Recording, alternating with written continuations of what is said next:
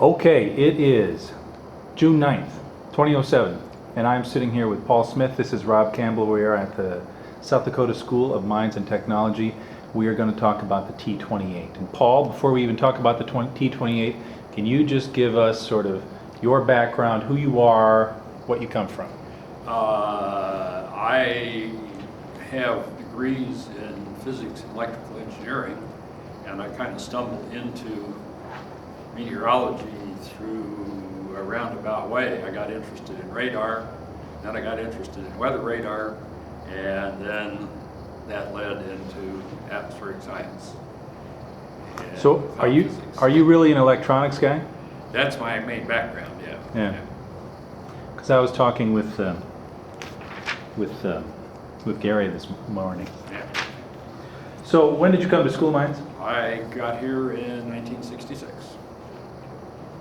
And so this was pre-T28, right? I came before the T28. I was here for Project Hail Swath, which was where the idea for the T28 got generated. Well, tell us about the idea for the T28 then.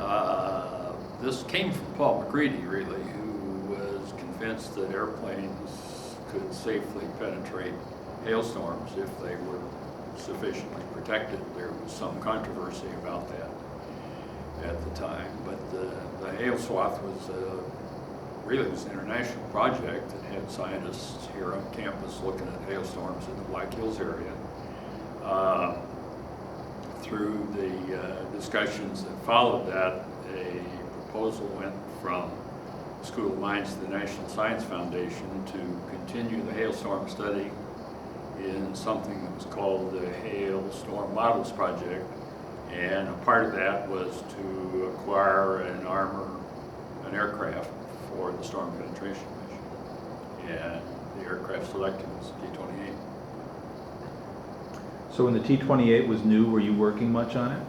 Well, the work as far as the outfitting was concerned was done by Paul McCready's company. It was then called Meteorology Research Incorporated, and they subcontracted a lot of the work. I was head of the engineering group in the Institute of Atmospheric Sciences in those days, and was in charge of the radar and aircraft operations, basically. And so when it came to the School of Mines, you were working on it immediately? Not really, because when it came to the School of Mines, I was actually on a sabbatical up at McGill University. Okay. And we had another engineer, Bill Myers, who I think you met, was working mostly on the aircraft end of things, and I worked mostly on the radar as things developed. So we had, because we had ongoing field projects in Rapid City and up and down the western Dakotas and into Nebraska in those days.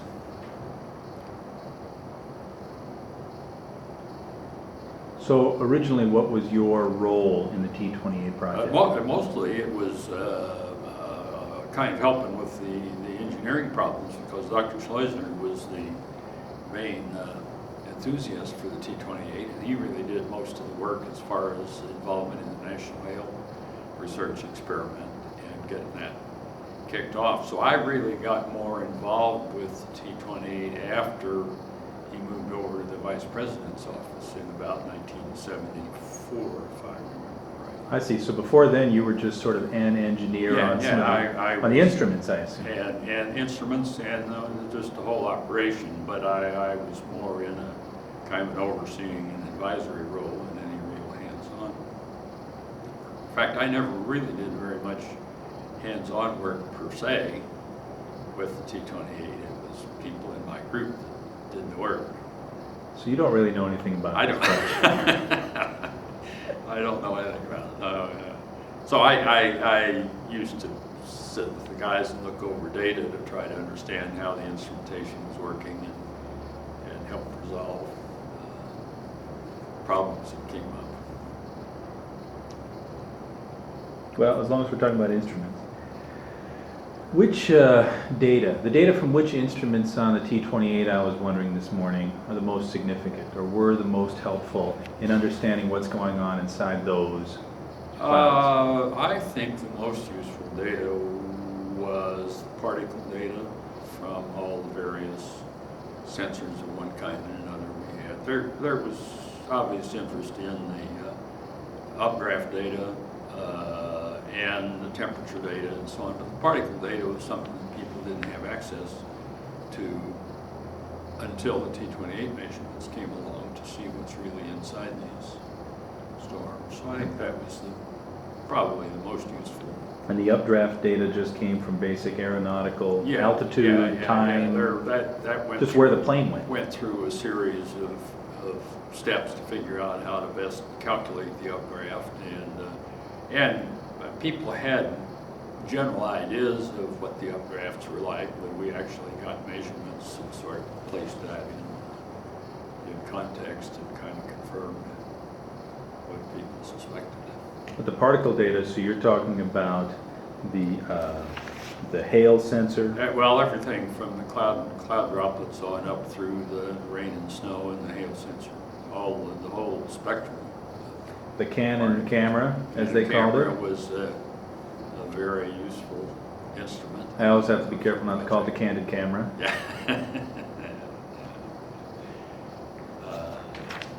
A lot of the early instruments like that were, because of the data they produced, they were tedious to analyze, but they were very effective in doing what they were supposed to do.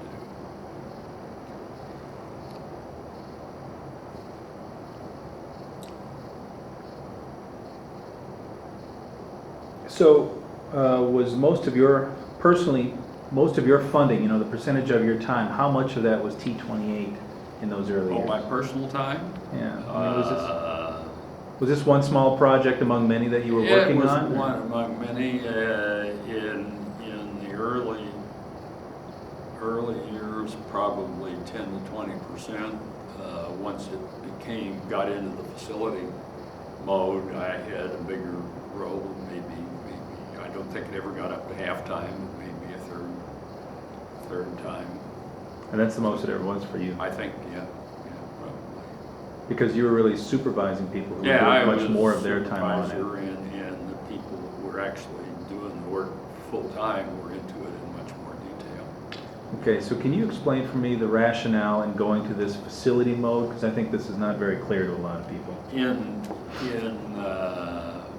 From the demise of the Hale research experiment, which I guess was 1978, basically, we limped along for half a dozen years with support one project at a time. And this was awkward because of continuity considerations. We never had money to maintain the staff and the people on a regular basis. It was kind of a peak and valley operation. And finally, in the mid-'80s, I wrote a letter to the National Science Foundation and said that if this was going to keep going, we needed a more stable basis of support. And they picked up on that, had a workshop here at the School of Mines, and set up that mode of operation for us, with basically base funding to keep the staff in-house, and then deployment funding as projects came along to make use of it. Now this letter came from you because by that time your role was? I was director of the Institute, as well as the PI on the T28 project, so I was interested in seeing the continuity. And what years were you director? 1981 to 1996. So how much of the IAS's budget or activity was the T28 in general in those times? There were probably times where the T28, counting the base facility funding plus the field work and the data analysis, probably got up close to half of the total Institute budget in a few years. And when you went to the facility mode, did you simply get more money from NSF? You had the project money as before, plus some fill-in money, or was it kind of a... The project money was reduced and the base budget was provided. So in terms of total funding, we probably wound up with more than we had in the project by project. But the main reason was to even it out. The main reason was to even it out and make sure that we had the pilot, the mechanic, and the engineer. We usually consider the base staff to have a pilot, a mechanic, an engineer, and a computer software person. And this made people feel that they had a job Yeah. in the long term, and they weren't just... continuity and support. Is this the kind of setup that NSF had before this for other facilities, or since then with other? Is this a common thing with NSF? Well, they did the same thing with the so-called chilled radar at about the same time, because they were running into similar problems. And the third one in that group is the aircraft down at the University of Wyoming, which was supported by the Bureau of Reclamation up until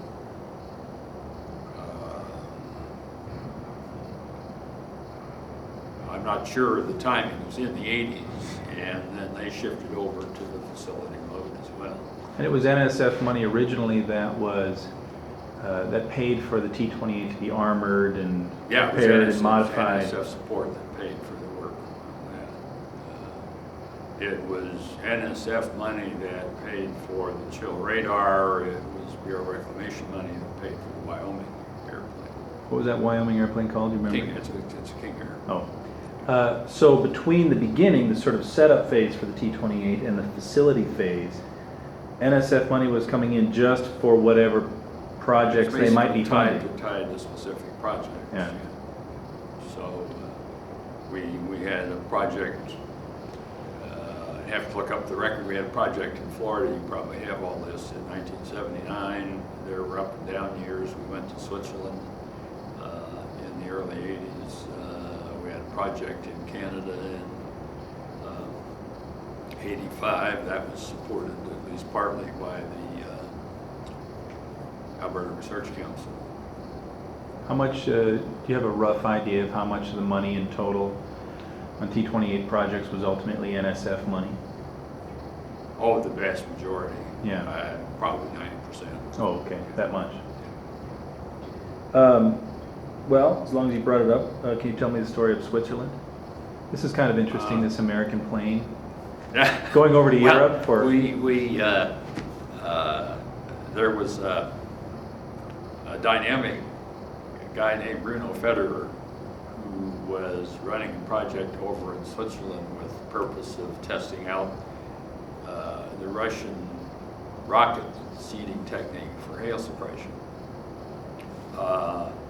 So he had charge of the project, and they ran a randomized seeding experiment, which was common practice in those days, and the results weren't showing anything, and he was interested in the physical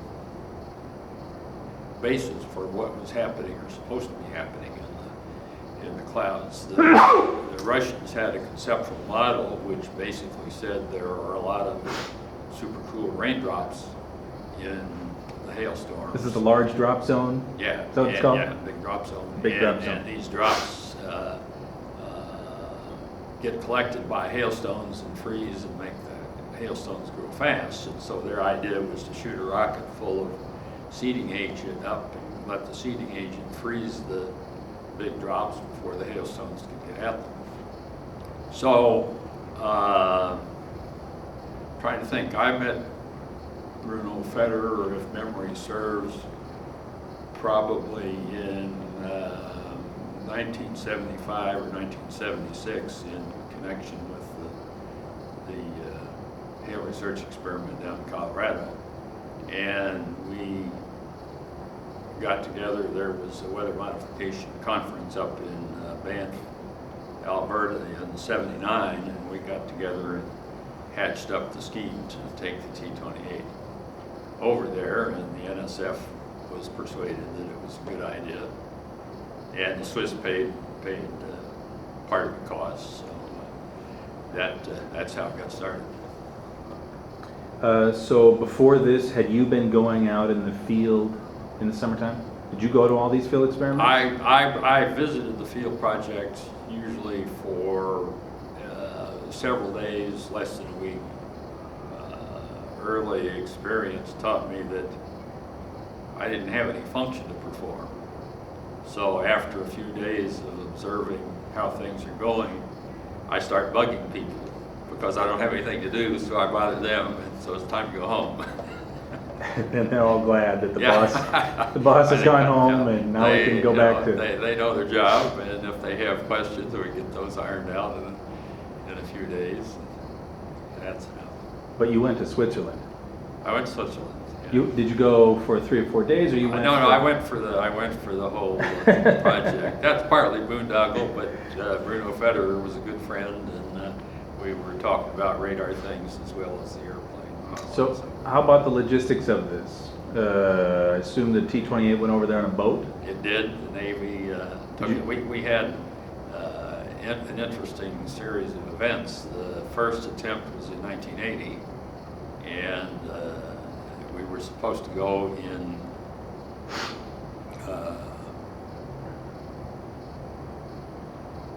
June, I think, was the time frame that we were going to go. We thought we had space on the Eisenhower, the carrier, to take it over there. No, I guess that was the second time we thought we had that. But the plane on a May project went off the runway down in Norman, Oklahoma, and tore up the engine, so we weren't able to go. Oh, this is when I saw the picture of the T28. Yeah. How did that happen? Wet runway, and the pilot overshot the turnoff at the taxiway and went off into the mud. He was about to take off. No, he was landing. Oh, he was landing. Oh, okay, that's right.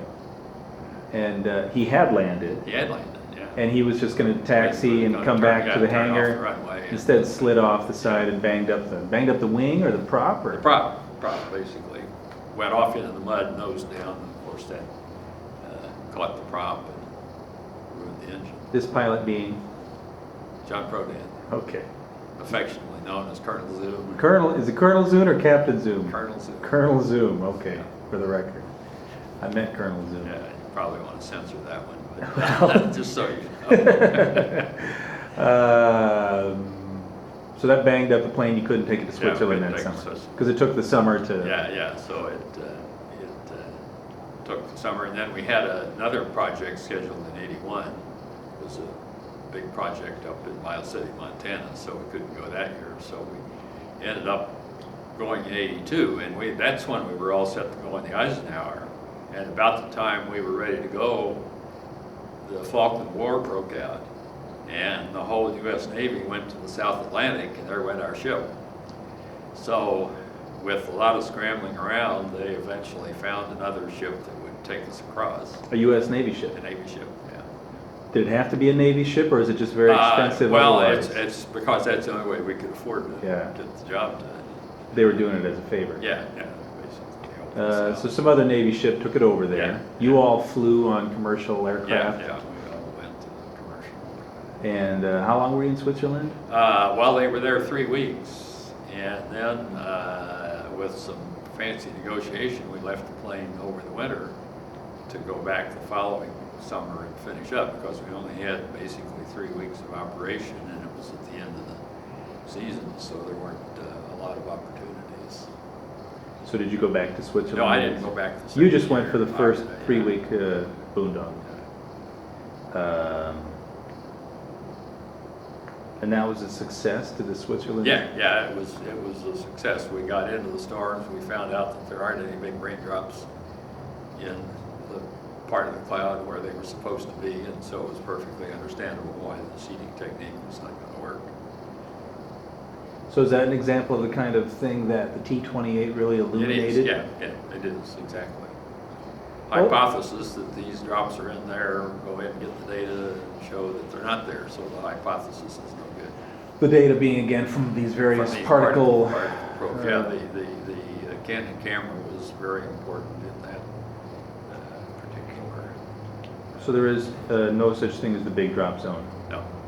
At least not in the storms. At least that not we in looked at. Switzerland, and Yeah, not in Switzerland, northern and not Colorado, and not Colorado, in Wyoming. You And can never say it's not anywhere, because we but haven't you've been never, everywhere, but we've T28 seen never it. saw the big I drop have no zone. reason to think there really is one. Okay. Hey, so people are going to ask me, so look, what was the scientific importance of the T28? I understand it has things on it, it can take hailstorms and all that kind of stuff. Yeah. But the data, I mean, how did this change the way that scientists understood Well, storm clouds? it's because it provided direct observations about what's going on inside the storm. So it basically replaced conjectures or conceptual ideas with actual observations, and then some of the numerical computer cloud models could be compared against this to see that they were producing the similar kinds of things that were being observed. Harry Orville's group did a lot of that kind of work. And as a radar guy, this was fine with you? Sure, yeah. Well- Often the radar observations, which look at the whole storm, basically provide kind of a background or a context to fit the aircraft observations into. But there were not radar people who were skeptical who said, oh, this stuff is just expensive, we can do this just as well with the radar? No, not in those days. So in general, do you think this verified previous theories of what went on in these clouds? Did it sharpen the resolution of what you could say about them? Did it overturn? I'd say it perhaps the best way to describe it is that it focused theories on things that had a more concrete basis. You know, the big drop zone is a good example. That was a conceptual model with no real observations to support it, and it went away as a result of the observations. I can't point to any other specific thing, but a lot of, well, I can.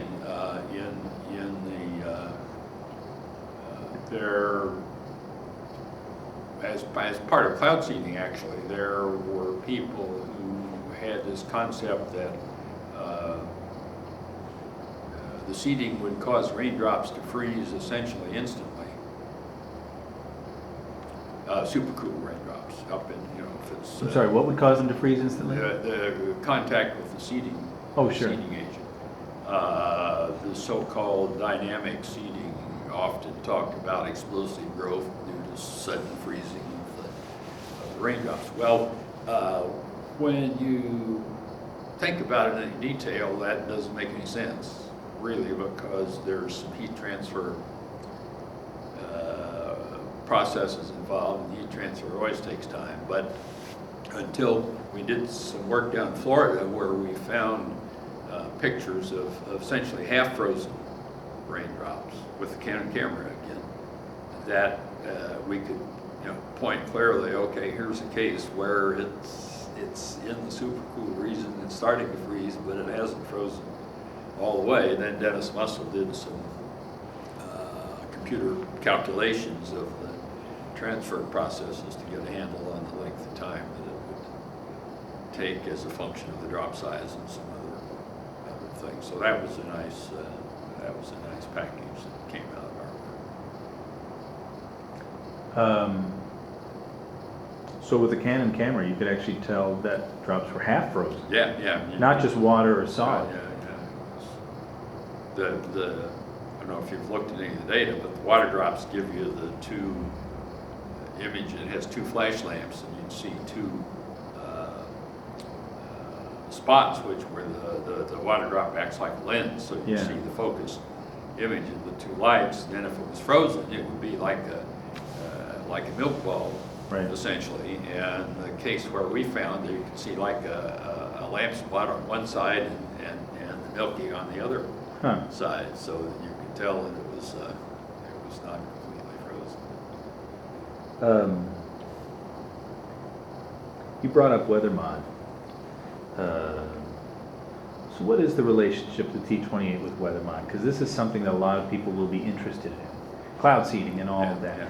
Did this originate, they'll want to know, as a WeatherMod sort of project? Well, it was tied pretty closely to that, yeah, because the Project Hail Swath was really stimulated by the stories coming out of Russia about the cloud seeding suppressing hail, and so there were people who viewed the work as a weather modification experiment, and there were people that viewed the work as fundamental research in hailstorm processes, and it was a mix of both, really, if you look at what came out. So, but by the end of the 60s, there was this plan for some kind of a major national hail. Some people wanted to call it a hail suppression experiment, but it got converted into a hail research experiment by virtue of discussion with a lot of scientists. But there was a weather modification component to it, and the T28 really came into being as part of that project. But this is not to say that the T28, did the T28 ever do cloud seeding? We had, I think maybe there were one or two flights. We had a seating rack for the airplane, and it was used in some preliminary work down in Colorado before the official experiment actually got. But a very minor part of the minor T28. part. It was not a part. They had a randomized experiment in Colorado, and that seeding was not part of that. Now, when you say randomized, what part was random? They were seeding random clouds? They would have a decision about whether today is to be a seed day or a no seed day on a random basis. Just try to, I see. Yeah, just to get, so that you don't pick all the big hailstorm days as no seed days and all the days when it's not going to hail as seed days. Take credit for everything you have really done. Now, was the T-28 flying through storms that had been seeded by other aircraft? Yeah, some. Was that a big part of the research? Was that the idea for the? Well, that's not the whole story, but yeah, the idea would have been to fly through both the seeded and the unseeded storms and see if you could find any differences. Oh, I see. So it was in the thick of weather bond research. Yeah. And from that research, you could learn about the effectiveness of the seeding, but also just more about the clouds anyway. More about the clouds, yeah. I have a dim view of the idea that you're going to fly through a seeded cloud and an unseeded cloud and tell the difference. Because if you fly through a whole bunch of seeded clouds, they differ all over the place. I mean, of unseeded clouds. And so telling the difference between seeded and unseeded, in other words, the noise in the unseeded cases is so great that I don't think you could realistically tell the difference. Well, now, Charlie Knight was sitting here telling me that researching cloud seeding, just in general, is almost impossible because of the sampling problems. Well, it's a difficult thing. You would have to seed so many clouds to get any real. It's certainly in the case of hail suppression, I don't think it's practical to design an experiment that would give you a substantial answer that anybody would be willing to pay for. Because so few storms produce damaging hail anyway? It's the distribution of hailstorms is such that a handful of storms produce most of the damage. And so you have to have a seeded handful and an unseeded handful of those storms, which is going to take you a long time to do. And it's just, they tried 4 or 5 year experiments, which was a stretch. There's never actually been a 5-year experiment that I know about. And it would probably take 25. Yeah, you'd have to have 50 planes running around the country. Yeah, it's just not economically feasible. It'd be more storm chasing than anything else. Well,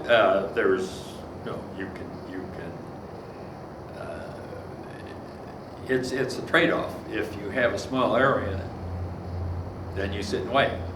If you have a bigger area, then you need more airplanes, and more radars, and more people. So either way, it's either going to cost you a lot of money have all these facilities or a lot of money, because it's going to take a long time if you sit and wait.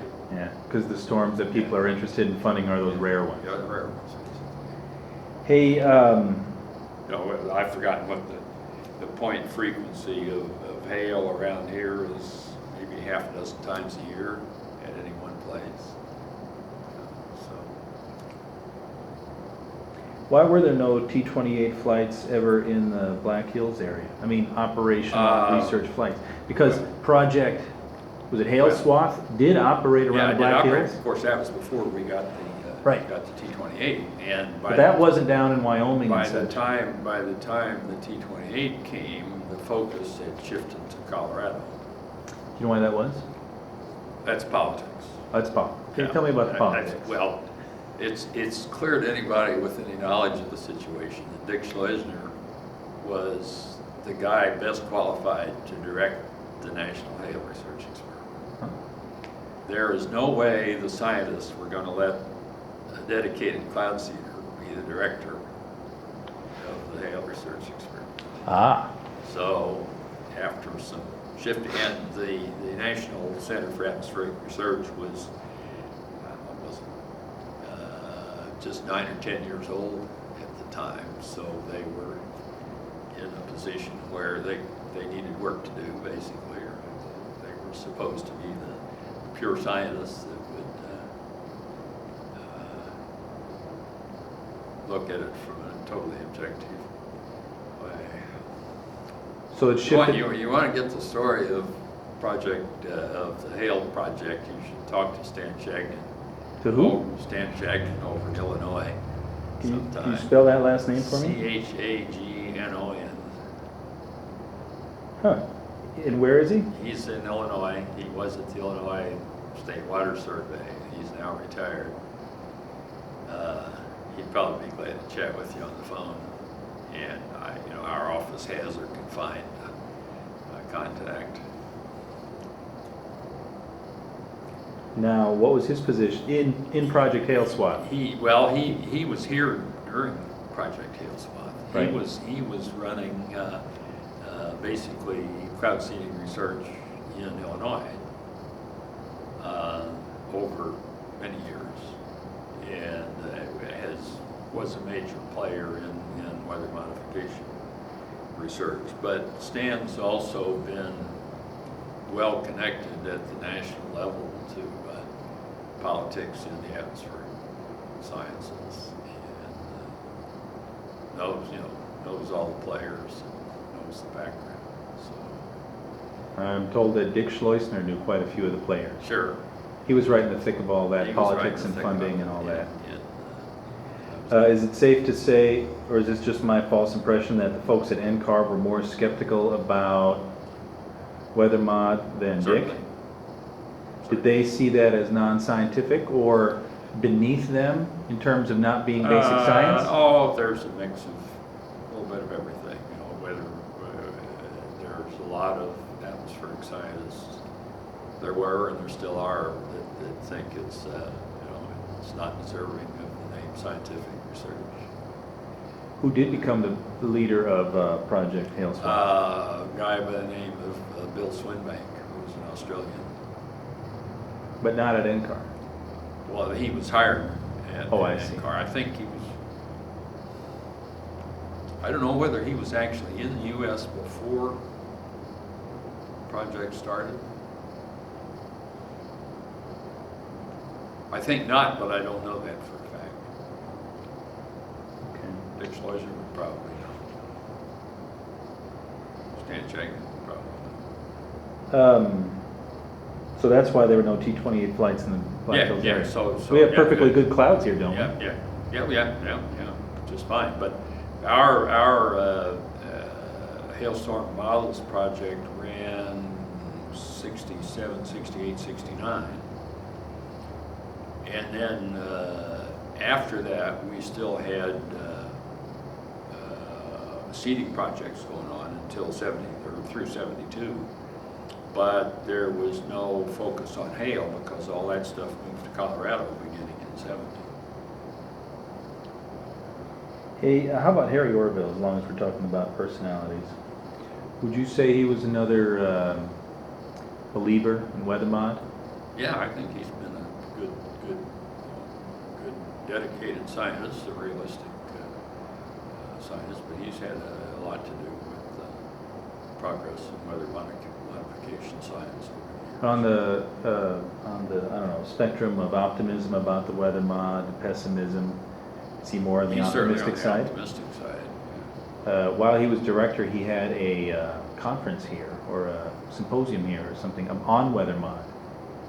Fairly late in the game, didn't he? Does that ring a bell with you? We've had the AMS Weather Modification Conference was here in Rapid City in '72, I think. There have been at least a couple of meetings of the Weather Modification Association. I can't recall all the series of. Because just from the outside, it appears to me as if weather mod sort of had its peak of interest and in funding. Yeah. 70s, early 70s, somewhere around there? 70s into maybe mid-80s, someplace. And it's an interesting scientific kind of question because it's not as if the weather mod was repudiated, No. that this is all bunk. No. but it also wasn't sort of verified either. Yeah, it's like because of the reasons we talked about, it's hard to get a substantial conclusion. And, it was hard to get people to stick with the project long enough to really get the definitive kind of results that we were looking for. So. Yeah, it just seems to sort of stay out there. It's something that people Yeah. are still working on. You hear about Yeah. another project, you hear Yeah. it doesn't become commonplace like the light bulb, but it doesn't become discredited like desktop fusion either. Yeah. There's Always in the middle. there. If there were a few anecdotes, then you might wonder. But there's I've forgotten what the story is, but Joe Warburton out at the Desert Research Institute used to say, you know, when you hear people from various places, some scientists, some operational people, convinced that they're getting beneficial results out of the work, maybe there's something to it. And just you'll find scientists that say you shouldn't be doing weather modification because you don't understand everything that's going on, which is a lot of nonsense, of course. But other, you think of there never would have been a steam engine if we had to understand thermodynamics before we got a steam engine. So, but you find all kinds of spectrum of ideas there. Hey, how about the end of the T28 story? Fast forwarding now to, I don't know, 20Os in recent years. Yeah. Why did the how and why did the T28 program end? The T28 funding, I suppose. Yeah, it's the funding, and it was a decision at the National Science Foundation level. The T28 clearly had limitations as far as altitude and endurance and so on, which limited the kinds of things it could do. The thinking was that it had done a lot of the things that it could do. I wouldn't agree that it had done most of the things it could do, but certainly it had done a lot of the things that it could do. And that in the time when funding was tight and so on, it was probably better to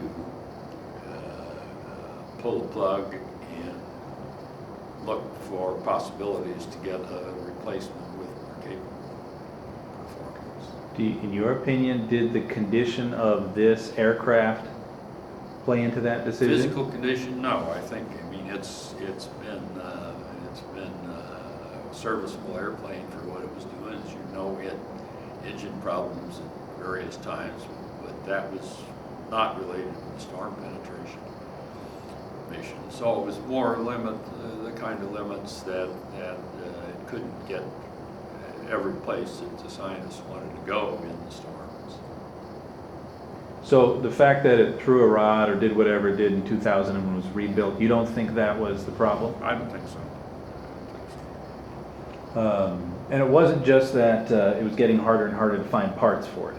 No, You could have gone on finding parts I think for it that and kept it in. it's clear that doesn't last forever, but there's, I guess, I don't know what the current numbers are, but a few years ago, there were a couple hundred T28s in service in the U.S., mostly, rich guy toys, and there's some more in other countries. So, and there's a stock of parts around, which eventually would run out. But it wasn't the case that, in your opinion, that the price of just maintaining the T28 facility was just going up and up? No, we had basically very stable operating costs over the years. And you believe that there could have been new innovative experiments done with that T28? The case in point is that we thought we were getting into the Lightning and NOx business. We'd figured out how we had Lightning data from the airplane. We'd figured out how to make the NOx sampler work in an unpressurized airplane, and we're getting what looked like intriguing data in the last outing there. Also, the guys that work on polarimetric radar are still, they look for case studies or information that tells them how well their particle ID algorithms, radar algorithms work as compared to what's actually in the storm. So there were two areas where we were making contributions and could have made more. And the specific decision by NSF was to end the facility funding? Yeah. Because could you have gone back to program by project sort of funding? Oh, I doubt it. I doubt it. I mean, by that stage, the program managers at NSF expected to have their facilities paid for out of the facility. So the context had changed since Context 1984. changed, yeah. So that was one of the reasons. I mean, they made some substantial changes in the way they operated the facilities down at NCAR, more or less at the same time, so that all the facilities, both NCAR and university, were kind of on a comparable basis, and it basically didn't cost the program manager, the science program managers, anything to have the facilities in their program. See, in the days before the mid '80s, the aircraft at NCAR came free to the users, but the ground facilities had to be paid for by the program managers, and that produced some obvious disparities or imbalances, if you want to call it, in the way things were done. So that was one of the transitions that they made and put everything on a common basis, and I don't think it would have made sense to go back. so after that. Now, there are some small facilities operated by university people that the program managers still pay for, but they're out of each proposal. Yeah, they're more like the, let's say, $50,000 project as opposed to $250,000 plus type facility. So you were saying, just to clarify, that after the mid '80s at NCAR, both the aircraft and the ground Yeah. facilities were free? Yeah, Okay. free in the sense that they had the base budget paid for, Right. and then there was So a deployment pool that if the facility, like the T28 or one of the other facilities, was going to go to some project, then there was a pot of money that would pay for the deployment costs. So if some PI wrote a proposal to NSF after the mid '80s, either for the T28 or some NCAR plane, you wouldn't have to put in the, include in the proposal, a whole pile of money for a plane. Yeah, right. I see.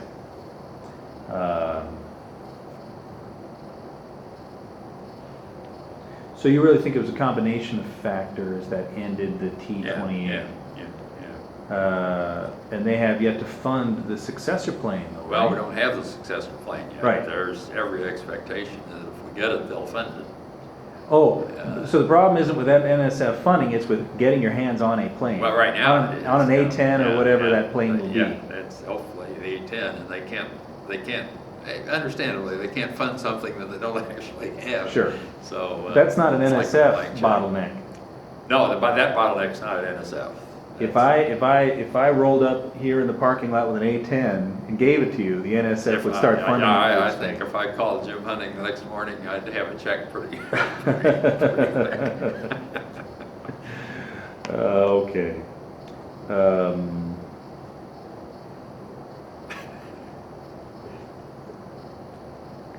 Now, when you were the director of the IAS, this was one of the fun parts of your job? Oh, sure. Or this was a headache? No, it was. This was a point of pride? Both, of course, but it was the fun part. I like field work, and the T28 gave a foot in the door to be involved in field work, so I enjoyed having it. And you believe that if or when there is a follow-up to the T28 IAS, will be in Yeah, we'll the be staff? involved in the science role. To get access to an A-10, we will not likely have the mechanic and the maintenance function here. It's likely that our pilots will be able to fly the storm penetration missions. But it's not going to be parked at Rapid City Airport? Not permanently, no. Because it's basically an aircraft that you can do some serious damage with. Well, it ostensibly will still belong to the military. Right. And so its headquarters will be at a military installation or military-related installation. That's really. But our sense is that the reason for that, the reason they won't just sell it to South Dakota School of Mines, we could take it off. I mean, we could. Oh, we could operate it out here. Yeah, we could do it. So it's not because it needs a longer runway or anything like that. No, it'd be It's fine. because it's not an obsolete airplane. Well, yeah, that's essentially it. You know, the T-28 was a 1949 airplane. Yeah. This is not a 1949 Well, airplane no, we're talking It's a about. 1975 Yeah. airplane, but more politics. But these may be rational Yeah, politics, is what I'm saying. No, it's you're not going to argue. Okay. I could argue because they have all kinds of A-10s that they're not really using, but I saw just enough of the military to know how the military mind works, and there are times when it's pointless to try to argue. So. But I'm just told if someone were to steal this A-10, they could do a lot more damage with it than they could with the T-28. That's probably true. Okay. I'm all for your A-10. Yeah. Are there any points in this that we did not cover? Anything you want to bring up? Nothing. Any glaring special comes omission? to mind. No, I don't think so. I sure enjoyed talking with you today, Paul. Thank you very much. We can probably tell war stories for a long time. Okay. Thanks, Paul. That's good, okay.